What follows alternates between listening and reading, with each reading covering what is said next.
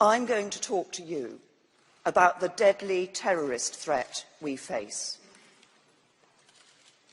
David Haines was a tireless humanitarian worker who helped Muslims not just in Syria, but in Bosnia, South Sudan and Libya. 2 weeks ago, he was murdered by terrorists simply for being British. His murder followed the equally barbaric killings of James Foley and Stephen Sotloff, American journalists who were reporting to the world the plight of the Syrian people.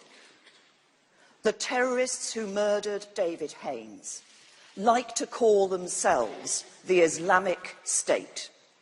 But I will tell you the truth. They are not Islamic, and they are not a state.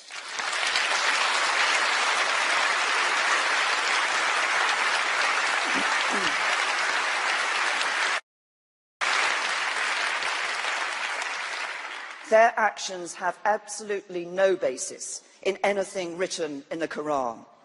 What they believe has no resemblance whatsoever to the beliefs of more than 1 billion Muslims all over the world.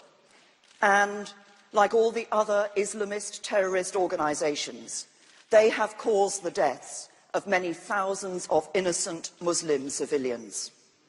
They occupy large parts of Syria and Iraq. This hateful ideology has nothing to do with Islam itself.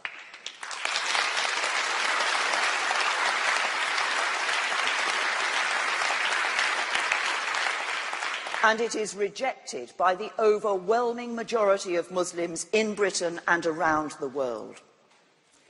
The Quran says, "O mankind, we created you from a single pair of a male and a female, and made you into nations and tribes that ye may know each other." It says, "Let there be no compulsion in religion." So let this message go out from this hall, that the extremists will never succeed in dividing us. Let the message go out that we know Islam is a religion of peace and it has nothing to do with the ideology of our enemies. Let us stand...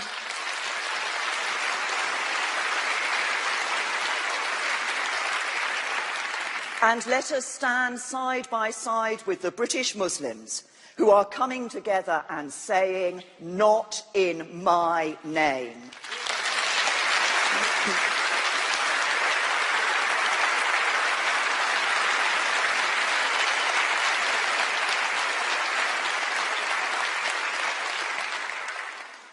We must do everything we can to defeat this ideology and prevent the radicalisation of young British Muslims.